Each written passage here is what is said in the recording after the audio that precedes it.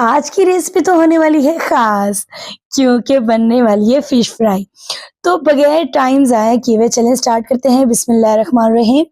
मैंने तकरीबन 1 किलो सारा मछली ली है, उसके ऊपर 1 अदद मैंने नींबू निचोड़ के लगा लिया है और उसके साथ थोड़ा-सा मैंने नमक डाल रही हूँ। और ये जो हम मैरिनेट कर रहे हैं, ये फ़िश की स्मेल ख़त्म करने के लिए कर रहे हैं। और इस तरीके से हमने इसको 10 से 15 मिनट के लिए अच्छी तरीके से इसको हमने लगाकर मछली को छोड़ देना है।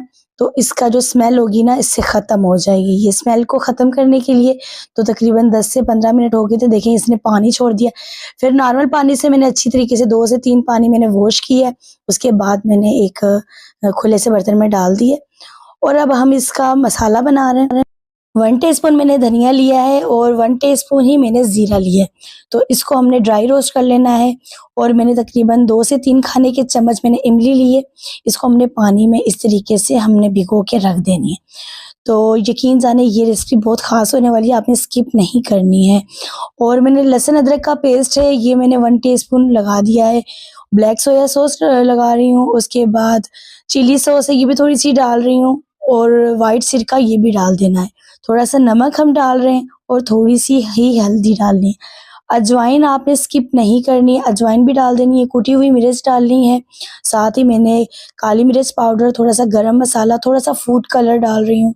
और जो हमने धनिया और ज़ीरा ड्राई रोस्ट किया था, वो भी हमने डाल दिया है। साथ ही इमली का पल्प्स जो है वो हमने डाल दिया है, उसका पानी। और मैंने कॉर्नफ्लावर तकरीबन 2 खाने के चम्मच मैंने डाल दिए। इन सबको हमने अच्छी तरीके से मिक्स कर लेना है। और यकीन जाने ये रेसिपी आपकी ख़ास होने वाली है। तो यकीन जाने घर के ही मसालों से आप इतनी ज़बरदस्त फ़िश फ्राई कर सकते हैं। तो ये जब आप रेसिपी बनाएँगे तो इसका आपने मुझे फ़ीडबैक ज़रूर देना है। तकरीबन आपने 2 से 3 घंटे कम से कम आपने इसको रख देना है। तो उसके बाद मैंने इसको फ्रिज में रख दिया था। तो फ्राई पैन में मैंने कुकिंग ऑयल ले लेना है और उसके अंदर आपने इसको हाई हीट पे कुक करना है, पकाना है। तो इसको जो आपने फ्राई करना है तो बिल्कुल हाई आपकी जो आँच भी हाई होनी चाहिए और कुकिंग ऑयल आपका बिल्कुल गरम होना चाहिए।